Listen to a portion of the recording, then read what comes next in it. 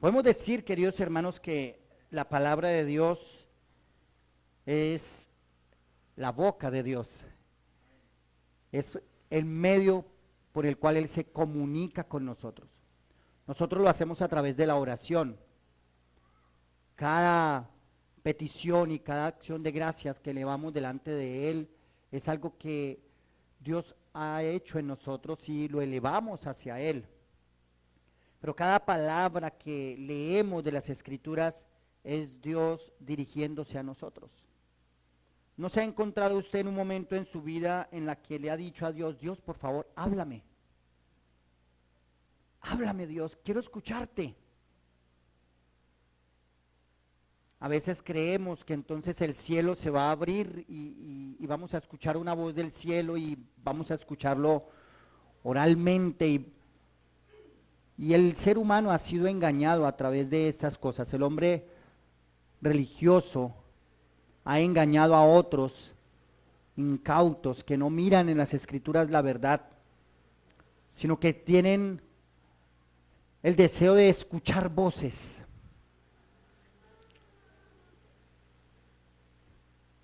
Pero tenemos la palabra profética más segura, la palabra de Dios. Necesitamos aferrarnos a ella. Estamos terminando la carta de Pablo a los filipenses. Sáquenle tiempo en sus casas a leerla, hermanos. Les aseguro que no se demoran 10 minutos cada día leyendo esa carta. Es muy corta, pero sáquenle tiempo. ¿Saben qué necesitamos como iglesia muchas veces ser muy juiciosos en el tema de las predicaciones? Si cada uno de nosotros se propusiera, me voy a conseguir una agenda, voy a tener mi agenda, alguno la puede tener digital, otro la puede tener en físico, pero voy a escribir la predicación, voy a escribir el mensaje. Eso le ayuda mucho a la mente, nos ayuda mucho. ¿No le ha pasado a usted que termina una predicación y usted puede decir, estuvo muy buena esa predicación? Y a las 2 horas, ¿de qué fue la predicación? No sé, pero estuvo muy buena. Bueno, para eso está esa libretica, esa hojita en la que usted tomó apuntes y en la que usted puede salir y ayudarle a su memoria. Es un consejo, queridos hermanos, que espero que en un momento en sus vidas lo puedan poner en práctica. Estamos en la última sección y esta última sección es una sección de agradecimiento. Pablo está agradecido, pero Pablo no solamente quiere decir gracias y ya, sino que Pablo lleva su agradecimiento más allá. Y está diciendo, yo quiero que ustedes vean lo que significa que ustedes hayan participado conmigo en mis tribulaciones. Lo que implica la comunión puesta en práctica. Y ese fue el título de nuestro sermón, la práctica de la comunión. Tenemos 3 puntos por delante, ya vimos el primero. Entonces el caso es que la práctica de la comunión es participación en las aflicciones de otros. Yo lo colocaba como participar. Usted puede complementar ese título completo en es participar en las aflicciones de otros. ¿Cuál es la práctica de la comunión? Es participar en las aflicciones de otros. Ahora, ¿qué pasa con la práctica de la comunión? Trae fruto para la gloria de Dios. Ese es el fruto. Trae fruto para la gloria de Dios. Y tercero, confía en la provisión de Dios. La práctica de la comunión confía en la provisión de Dios. Ya hemos visto entonces que participar en la en las aflicciones de otros, en las necesidades de otros, es parte de poner en práctica la comunión. La comunión no es simplemente vamos a la misma iglesia y a todos le decimos amén. Y ya, por eso tenemos comunión, porque a todos le decimos amén. Eso no es tener comunión con otros hermanos. La práctica de la comunión tiene que ver con ayudar también. Ahora, claramente distinguimos entre ayudar a quién sí y a quién no. Y el propósito de participar en las aflicciones o en las tribulaciones o en las necesidades de otro no implicaba simplemente alcahuetear la pereza, ni mucho menos. Y la palabra de Dios nos da la línea, nos dice a quién debemos ayudar, pero también nos dice a quién debemos incentivar a que trabaje. Básicamente eso es lo que vimos hace 8 días. Hoy estamos frente a que la práctica de la comunión trae fruto para la gloria de Dios. Versículos 17 y 18 de esta porción. Capítulo 4 de Filipenses, capítulos 17, versículos 17 y 18. Pablo dice lo siguiente: no es que busque dádivas o regalos, sino que busco fruto que abunde en vuestra cuenta. Pero todo lo he recibido y tengo abundancia. Estoy lleno, habiendo recibido de Epafrodito lo que enviasteis. ¿Qué es? Olor fragante, sacrificio acepto, agradable a Dios. Miren lo que hicieron los filipenses, cómo lo interpretó el apóstol y cómo lo ve Dios. No es simplemente que ellos fueron y le hicieron un regalo, sino que lo que se interpreta es que esto trajo para Dios gloria. Era olor fragante, fue agradable delante de los ojos de Dios. Tenemos que preguntarnos, cuando hacemos algo, ¿en qué estamos pensando? ¿O en quién estamos pensando? ¿Es Dios glorificado en esto que estoy haciendo? ¿Lo que estoy dando está trayendo algo bueno? ¿O estoy afectando más bien a una persona y no le estoy ayudando a crecer, sino que le estoy ayudando a que se quede? No es que busque dádivas, sino que busco fruto que abunde en vuestra cuenta. Interesante, ¿no? Pablo busca un fruto, no buscaba dinero, buscaba fruto. Lamentablemente para algunos, el fruto es dinero. Y Pablo lo dice al contrario. Eso que ustedes mandaron se convirtió en un fruto. No para él, sino que dice ¿para quién? Para ustedes, para su cuenta. Indudablemente Pablo está pensando en la eternidad. Lo que yo hoy hago para la gloria de Dios se verá reflejado en la eternidad también. Indudablemente en el presente de la persona que es dadivosa también.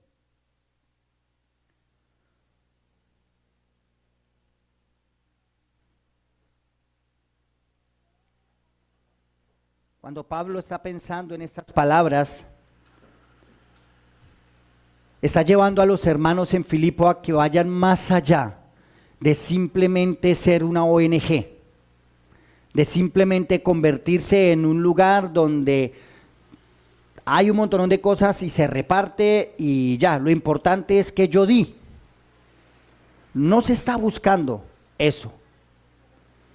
Pablo utiliza unas palabras muy especiales que llegan al corazón de los hermanos en Filipo. Olor fragante, sacrificio acepto, agradable a Dios. El pueblo o la iglesia misma sabía de dónde toma Pablo estas palabras, de los sacrificios que se ofrecían en el Antiguo Testamento. El pueblo de Dios presentaba sacrificios y eran olor fragante delante de Dios. Se quemaba la grosura, se quemaba el sacrificio, se quemaban especias y esto subía como olor fragante delante de Dios. Ahora fue sustituido por la ayuda de unos hermanos a otros que estaban en aflicción por causa del Evangelio. Pablo estaba en la cárcel, tenemos claro que estaba en la cárcel por causa del Evangelio. Pablo no estaba en la cárcel porque cometió algún delito y entonces allá terminó detrás de las rejas. Pablo es un hombre que estaba haciendo la obra del Señor y allí la iglesia participó de sus aflicciones. Sabemos que Pablo hace mención de que otras iglesias no participaron con él, pero que la iglesia de Filipos sí. Y se centró en ellos. Y les dice, esto es olor fragante. Esto es el fruto.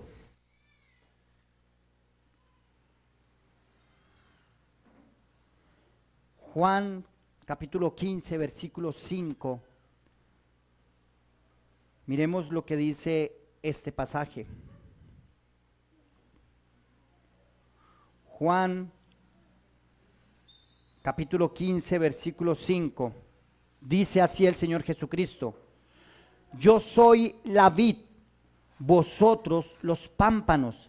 El que permanece en mí y yo en él, este lleva mucho fruto, porque separados de mí nada podéis hacer. El fruto es el resultado de estar en Cristo. Lo demás es ayuda. Cualquier otra persona puede ayudarle a otros necesitados. Cualquier otra persona puede formar una fundación y ayudar, pero no es un fruto. No trae como fruto la gloria de Dios. Puede traer beneficios a los hombres, puede traer reconocimiento a los que lo hacen, puede sacar de apuros a una persona, pero no pasa de ahí. Lo que el Señor Jesucristo dice es que Él es la vid. Él es el que sustenta los pámpanos. Él es el que hace que ese pámpano produzca fruto. No es el pámpano el que produce el fruto. Es que el pámpano, al estar agarrado a la vid, puede producir ese pámpano. Y entonces la pregunta aquí es, ¿cómo tengo que hacer yo para que lo que yo haga en ayuda a otros sea agradable delante de Dios? Pues que eso que hagas esté llevado a través de la persona de Cristo. Que sea Cristo el que esté glorificado delante de usted y que usted no esté esperando por ninguna razón. Simplemente que los demás reconozcan, ay, mire que este sí, ay, cómo es de dadivoso. Uy, es que es mejor dicho, pues no se trata de usted. Ni siquiera los hermanos de allí de Filipo tenían ese pensamiento. Es Pablo el que reconoce esto. No son los hermanos de Filipo. No son los hermanos mandándole una carta y diciéndole, bueno, Pablo, aquí recogimos, ahí le mandamos. Mire que las otras iglesias no quisieron ayudar. ¿Se dan cuenta la diferencia? Es Pablo el que está recibiendo, el que está haciendo el reconocimiento. No es la iglesia exigiendo la gratitud. Ahora, indudablemente esto nos lleva a nosotros a ser agradecidos. Si recibo, tengo que aprender a ser agradecido. Si Pablo, que dijo todo lo puedo en Cristo que me fortalece, no se quedó ahí, sino que dice gracias. Gracias por lo que hicieron por mí. Eso indica la importancia de que cuando recibes algo, seas agradecido. No necesita nadie ir a tocar la puerta y decirte, ven, ya mandaste una cartica de agradecimiento, ya dijiste gracias. No, eso es algo que tiene que nacer, así como nació en el apóstol. Los hermanos en Filipo de ninguna manera le exigieron agradecimiento a Pablo. Eso es algo que un creyente también da, agradece, a pesar de que sabe de que todo lo puede en Cristo que lo fortalece. No se escuda en, yo no necesito a nadie, eso no es verdad. Eso no es lo que Pablo está diciendo. Pablo de ninguna manera se está desligando de los hermanos al decir todo lo puedo en Cristo que me fortalece. Lo que Pablo está diciendo es que aún el agradecimiento lo puede hacer porque es Cristo quien le fortalece. Es a través de Cristo que también somos nosotros agradecidos. Eso es ver a un hombre que apunta al lugar correcto. Él está diciendo, yo busco de ustedes fruto. Y ese fruto es para ustedes. Para que ustedes lo presenten delante de Dios en olor fragante. Santiago 2:17 dice algo que a muchos les agrada leer y descontextualizar. Santiago capítulo 2, versículo 17, dice lo siguiente: así también la fe, si no tiene obras, es muerta en sí mismo. Ese versículo indudablemente lo toman muchas personas para descontextualizarlo, para decir, ¿se da cuenta que usted sí tiene que tener obras para poder ir al cielo? Cuando Pablo no está hablando de ir al cielo. Pablo está hablando de ayudarle a otros. Mire lo que dice en los versículos siguientes. Pero alguno dirá, tú tienes fe y yo tengo obras. Muéstrame tu fe sin tus obras y yo te mostraré mi fe por mis obras. Lo que Pablo está diciendo, la única forma en que ustedes pueden ver mi fe es a través de mis actos. Dios no necesita ver tus actos, ¿cierto? Dios no necesita, porque Dios conoce tu corazón, conoce lo que hay allá adentro. Yo no puedo juzgar las intenciones ni el corazón de nadie, ni yo ni ustedes podemos hacer eso. Pero lo que Dios sí puede hacer, o lo que el ser humano, sí puede hacer, es ver tus obras. Y esas obras le tienen que demostrar a esa persona tu fe. Las obras entonces son el testimonio para otros de que tengo fe. Es lo que Santiago está diciendo. Santiago de ninguna manera está diciendo la única manera de ir al cielo es teniendo obras. No está diciendo eso. Santiago no está hablando de salvación. Santiago está diciendo que su fe es vista a través de sus buenas obras. Los demás van a poder juzgar su fe por las obras que lo ven hacer a usted. ¿Cómo es usted en casa? Demuestra cómo es su fe. ¿Cómo es usted con su pareja? Demuestra cómo es su fe. ¿Cómo es usted con su esposa o con su esposo? Esas obras que agradan a Dios, dicen, este hombre, esta mujer, agradan a Dios, le creen a Dios, porque su comportamiento con su pareja lo dice. ¿Cómo es usted con sus padres? Ese comportamiento dice, esta persona tiene fe. ¿Fe en qué?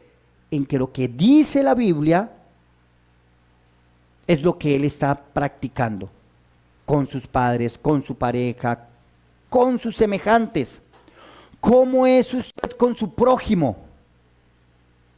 Demuestra si usted tiene fe. Esos son los frutos que tenemos que tener. Y Pablo le dice a los hermanos en Filipo, su fe la puedo ver por los frutos que estoy viendo en mi vida o en beneficio de mi vida. Lo que ustedes mandaron, vea lo que dice el versículo 18. Perdón que estoy en Santiago. Filipenses 4:18. Pero todo lo he recibido y tengo abundancia. Estoy lleno, habiendo recibido de Epafrodito lo que enviaste. Hechos, actos. No fue simplemente un Epafrodito, dígale a Pablo que estamos orando mucho por él. Epafrodito, dígale a Pablo que no hemos hecho otra cosa sino ayunos por él. Hemos hecho vigilias todos los días. Vaya Epafrodito, Dios lo bendiga. Y se va Epafrodito con las manos cruzadas y llega donde Pablo a decirle, Pablo, que Dios lo bendiga.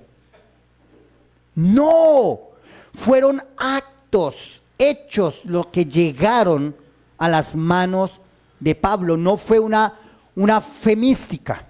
No fue simplemente Dios lo bendiga, Pablo, que le mandaron a decir que Dios lo bendiga. El versículo 18 está hablando de lo que es el fruto de la participación de la comunión. Cosas que eran necesarias para él. ¿Y sabe lo que produjo en él? Llenura. Pero no llenura espiritual. Estaba lleno porque le mandaron para que pudiera comer. Dice que habiendo recibido de Epafrodito lo que enviasteis, recibió algo real. Pablo lo dice de esta manera y ustedes leen Santiago y Santiago es lo que le dice a otros. Venga, no me venga a mí a decir usted que usted tiene fe y ve a una persona necesitada y le dice vaya en paz, ya con eso le soluciona el problema. Santiago le dice no, señor, así no funciona esto. La fe puesta en práctica, la comunión puesta en práctica es ayudar en la necesidad. ¿Cómo ayudamos en las necesidades de otros?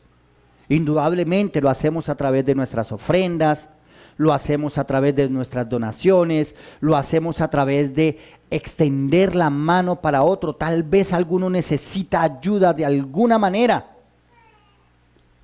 Y como iglesia estamos llamados a colocar las cosas que tenemos para nosotros para ayudar a otros. Y el Señor nos ha permitido hacerlo.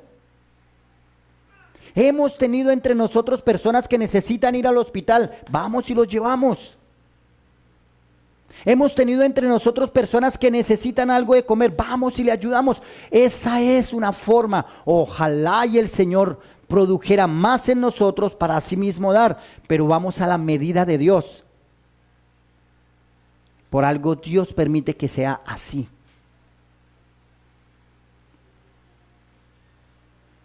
Pero hemos podido hacerlo.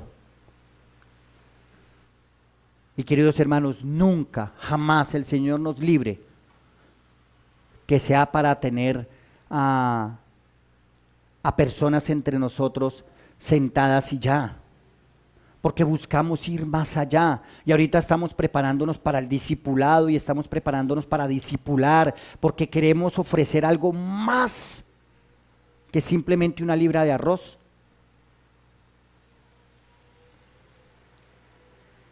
Eso es participar en las tribulaciones de otros, algo real. Y la iglesia de Filipo es el ejemplo perfecto. Es muy fácil ver malos ejemplos, ¿no? Uno normalmente tiende a pensar en iglesias que hicieron las cosas mal. Es muy fácil pensar en esa iglesia de Corinto y pensar en iglesias en nuestro entorno, pensar en iglesias en Bogotá, pensar en iglesias en Estados Unidos, pensar en iglesias de lo que hacen bien o lo que hacen. Pero Pablo aquí se está concentrando en una iglesia que desde que comenzó a hablar de ellos hasta ahorita al final está diciendo gracias. Me acuerdo de ustedes, me acuerdo de la buena comunión de ustedes en la fe, en el evangelio, y ahora veo cómo ustedes participaron en mis necesidades.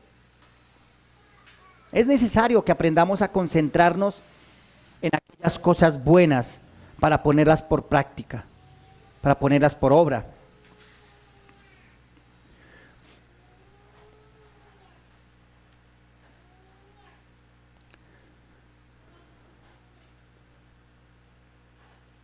Mateo, capítulo 25, versículo 40 dice lo siguiente.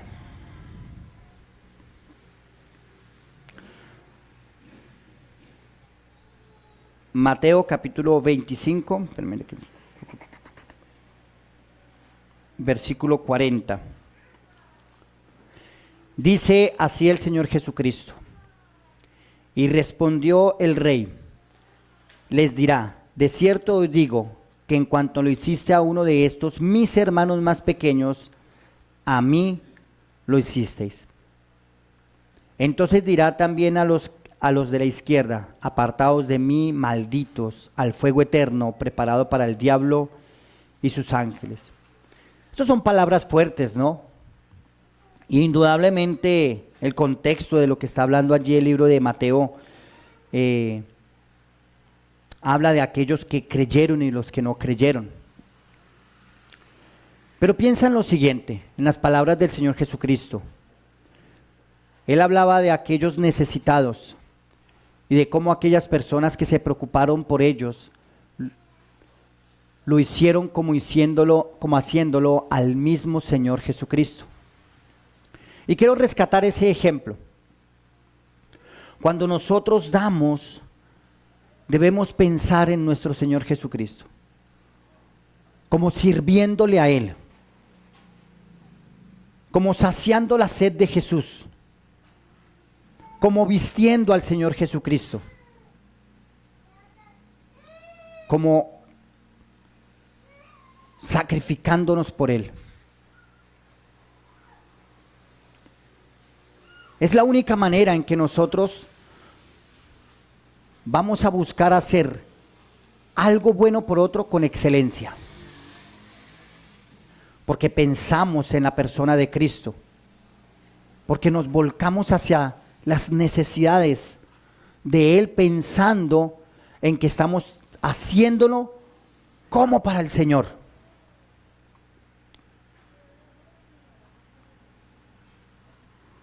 Cuando hacemos las cosas pensando en nuestro Señor Jesucristo y no simplemente creyendo en que vamos a hacer algo por otro para que después me lo devuelva. ¿No le ha pasado eso de una persona que lo invita, o le pasaba de pronto en el servicio militar o en la escuela o en algún lugar, entonces el uno lo invitaba y al otro, yo lo invité ayer y usted queda como que, no, pues yo no tengo cómo invitarlo hoy, porque pues él me invitó ayer a tomar una gaseosa o a hacer algo y al otro día, ahora le toca a usted.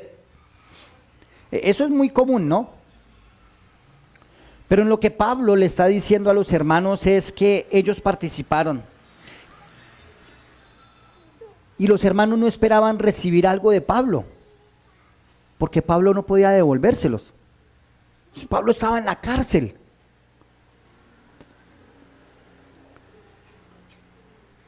Pero Pablo les dice, tranquilos, esto es para ustedes. Esto se convirtió en un fruto que ustedes van a presentar delante de Dios. Miren, no hay cosa más excelente que saber que Dios no es deudor de nadie. Dios no es deudor de nadie. Lo que nosotros hacemos para el Señor trae fruto. Y eso nos introduce al tercer punto, que la participación de la comunión confía en la provisión de Dios. Lo que dice el versículo 19 de nuestro pasaje que estamos estudiando, Filipenses 4:19, dice: mi Dios pues suplirá todo lo que os falta conforme a sus riquezas en gloria en Cristo Jesús. Dios suplirá.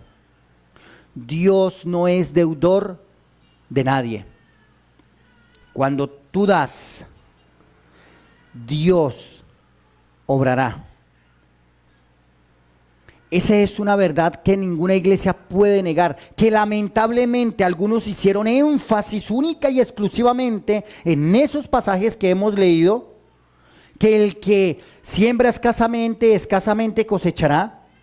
La Biblia lo dice, que algunos únicamente quisieron amplificar ese versículo y como que no existe otro versículo más en la Biblia, pues nosotros no queremos únicamente ponerle zoom a ese versículo.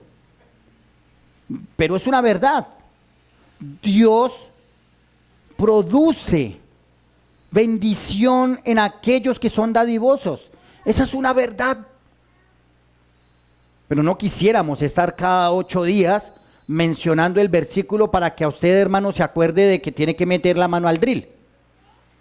Y entonces, dependiendo de cada 8 días diciéndome, ay, verdad que toca. Ay. No, eso es algo que tiene que ir naciendo en el corazón del creyente, porque ese es el resultado de la fe. Es el resultado de la comunión. Y por eso usted no va a ver a Pablo, solamente hasta el final, Pablo está diciéndoles a ellos estas cosas y se dedicó a hablar de otras, y no se dedicó únicamente a hablar de dinero, y no se dedicó únicamente a hablar de ofrendas y del diezmo. A eso no se dedicó Pablo. Lo deja aquí, en agradecimiento, sabiendo que esto es algo que tiene que salir del corazón del creyente. Perdóneme como se utiliza la expresión, no es que me tengan que empujar el codo, de eso no se trata. No se trata de eso. Porque entonces nos convertiríamos simplemente en una iglesia que no piensa sino en el dinero. Ahora, ¿es necesario? Sí. Pero no es la prioridad. No puede ser la prioridad. Pero ciertamente, queridos hermanos, mi Dios pues suplirá todo lo que os falta conforme a sus riquezas en gloria en Cristo Jesús. Dios es el que suple para nuestras necesidades. Dios suple de aquello que sacaste para ayudarle a otros, para ayudar al reino, a la extensión del reino. Dios va a suplir. Dios no es tu deudor. No es que Dios te va a quedar debiendo. Él va a suplir tu generosidad. Pablo se lo está diciendo a los hermanos en Filipo. Era una iglesia necesitada. No era una iglesia rica. No era una iglesia que tenía mucho que dar y entonces, déble todo eso a Pablo que aquí nos está haciendo estorbo. Fue una iglesia con muchas necesidades. Y de en medio de sus necesidades le enviaron a Pablo. Por eso Pablo expresa esas palabras. Mi Dios pues suplirá todo lo que os falta. O sea, era una iglesia que tenía faltas. Les faltaban cosas. Y él dice, Dios va a suplir sus necesidades, querida iglesia. Y dice conforme a sus riquezas. Conforme a las riquezas de Dios. Conforme a lo que Dios da. Va a suplir. Querido hermano, cuando das, debes pensar una cosa. Primero, doy de la provisión de Dios. No doy para que Dios me provea. Doy de la provisión de Dios. Pero Dios suplirá mis necesidades. Protejo mi corazón. Primero, protejo mi corazón de pensar en que yo doy para que Dios me lo multiplique. ¿Cierto? Porque no damos con ese propósito. Pero sé que Dios suplirá. Tengo confianza en que Él hará lo que sea necesario para suplir mis necesidades. Ese es el resultado de la confianza en el Señor. ¿Quiénes de nosotros no conocemos el Salmo 23? Jehová es mi pastor, nada me faltará. Jehová es mi pastor, nada me faltará. ¿Qué mejor pastor que Dios? No podemos colocar nuestros ojos en los pastores del mundo, por más buenos que sean. Son humanos, son falibles, padecen las mismas necesidades que cualquiera sobre la tierra. En el único que podemos poner nuestra confianza es en el buen pastor, y el buen pastor es Jesucristo. Nuestra mirada tiene que estar puesta en Él. ¿Qué hace un pastor? Un pastor cuida. Eso hace Cristo en tu vida. ¿Qué más hace un pastor? Suple o da un lugar de pastos para su oveja. Lo lleva a pastear para que coma y se alimente. Eso es Cristo en tu vida. Y es su palabra, su alimento o tu alimento. Pero ¿saben algo, queridos hermanos? Cuando nos enseñamos a mirar seres humanos, terminamos simplemente extendiendo la mano a cosas para este mundo y esperando de personas cosas de este mundo.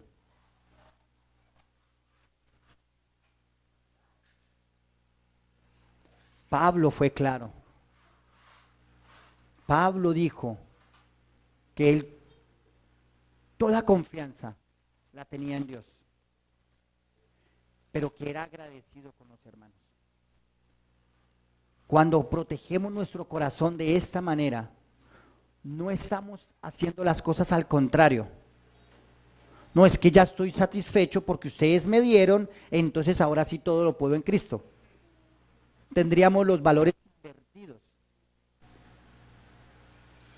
La confianza de los hermanos era en que Dios supliría, o la confianza de Pablo hacia los hermanos es: Dios va a suplir sus necesidades.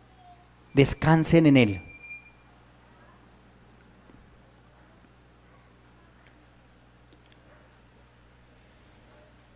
Mateo 6:33 dice: mas buscad primeramente el reino de Dios y su justicia, y todas estas cosas os serán añadidas. Cuando buscamos la presencia de Dios, cuando buscamos el reino de Dios, cuando estamos confiando en que Él es el que hace, que en Él puedo confiar, entonces traemos a nuestro corazón tranquilidad, espera en Él. Pero cuando no confiamos en la provisión de Dios, ¿no es también cierto que hacemos cosas que nos llevan más bien a la desesperación? cuando no esperamos en Él, terminamos simplemente haciendo cosas que nos meten es más bien en más problemas. Nuestras soluciones humanas terminan muchas veces encerrándonos más y más en problemas. Dios es el único en el que podemos esperar. Él suplirá. Él entiende. Él sabe lo que estamos padeciendo. Necesitamos confiar en Él. Sé que no lo podemos hacer por nosotros mismos. Eso es una imposibilidad de nosotros. Por eso, única y exclusivamente lo podemos hacer en la persona de Cristo. Mire lo que dice 2 Corintios 9:8. Segunda carta de Pablo a los Corintios, versículo 9:8. Dice así: y poderoso es Dios para hacer que abunde en vosotros toda gracia, a fin de que, teniendo siempre en todas las cosas todo lo suficiente, andéis para toda buena obra. ¿Para qué le está diciendo Pablo a los corintios estas cosas? Para que ellos abunden en buenas obras. Pero si la petición que yo estoy teniendo es para llenarme de lujos, entonces no es la oración correcta hacia el Señor. El propósito de tener buenas cosas o el propósito de tener abundancia es ser generoso para la gloria de Dios. Si simplemente es yo doy para que yo pueda tener el carro último modelo, entonces estoy pensando en cosas efímeras. Ahora, no es algo en contra de tener un carro último modelo. Mejor, evita un monón de problemas con mecánicos. Cuando se vuelva viejo el carrito, ahí los va a volver a tener. Ese no es el punto. El punto no es que usted tenga que ser pobre.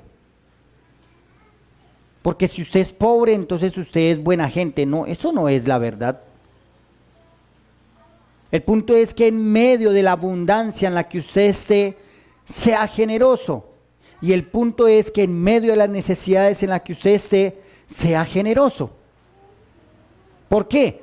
Porque Dios es el que suple en medio de esas necesidades y Dios es el que da gracia en medio de la abundancia. ¿Ve cómo se complementan las palabras de Pablo cuando dice todo lo puedo en Cristo que me fortalece? Ahora entiendo a qué se refiere Pablo con todo lo puedo en Cristo que me fortalece. Me fortalece para no ser egoísta con lo que tengo y ser de ayuda para otros, pero me fortalece también para no ser un miserable y simplemente pensar solamente en mí. Cristo me fortalece para pensar en otros.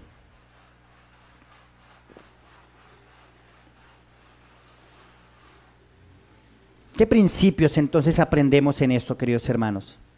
Quienes aprenden a cuidar de otros pueden descansar en el cuidado de Dios. Esto es lo que aprendemos en esto que acaba de decir Pablo. Mire, si yo cuido de otros, si yo ayudo a otros que están en la obra del Señor, que están trabajando para la obra del Señor, no simplemente lo estoy haciendo con los ojos cerrados. Yo no sé, ellos verán qué hacen con eso. No. Yo puedo descansar en que Dios me va a cuidar, en que Dios da sabiduría para esto que se está haciendo, en que Dios está levantando hombres y mujeres que están haciendo la obra del Señor.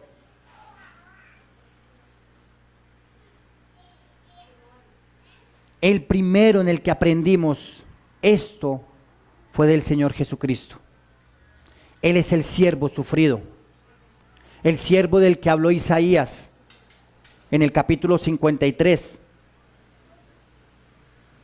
el siervo del que nos habló Pablo en los primeros versículos.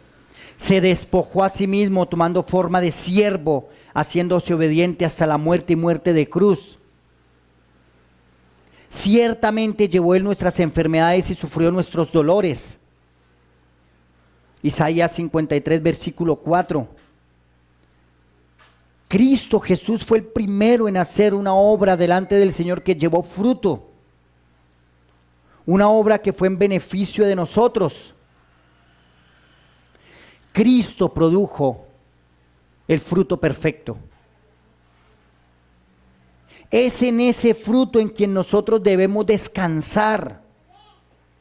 Si nosotros estamos descansando en el fruto de Cristo, estamos descansando en el fruto correcto.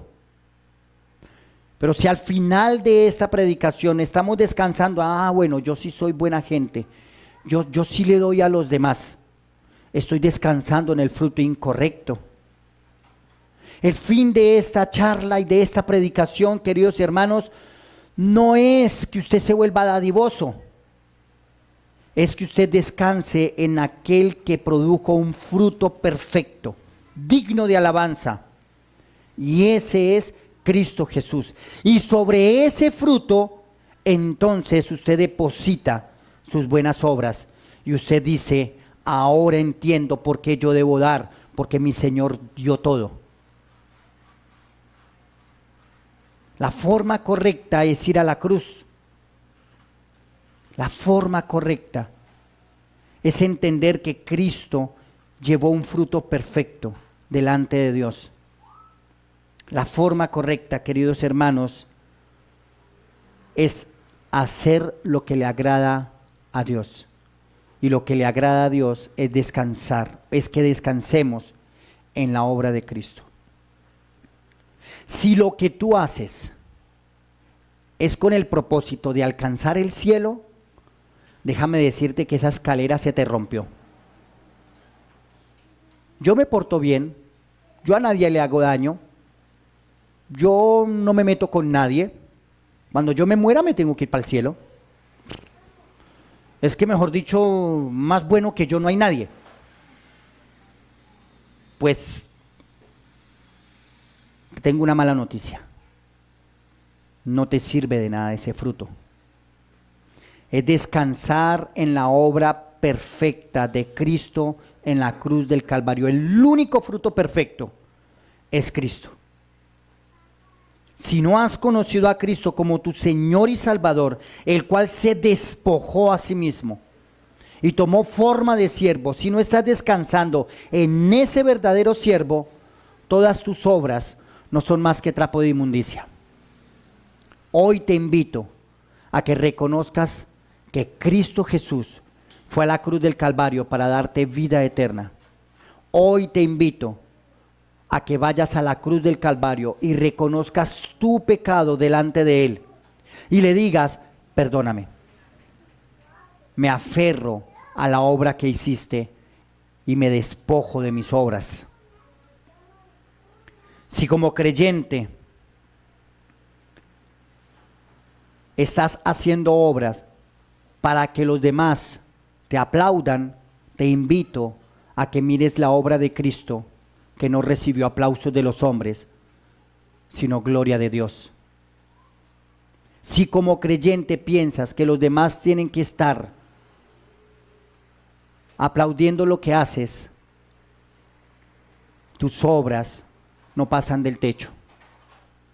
Mira la obra de Cristo, descansa en la obra de Cristo, ayuda a otros sabiendo que Cristo hizo algo más grande que tú. Ninguna obra que como creyente nosotros hagamos va a sorprender a Dios, porque la obra en la cual tiene complacencia es la obra de su Hijo Jesucristo. Así de que, querido hermano, acércate a Cristo para dar ofrenda agradable delante de Dios. Y amigo, reconoce tu pecado delante de Dios para que tengas vida en su nombre.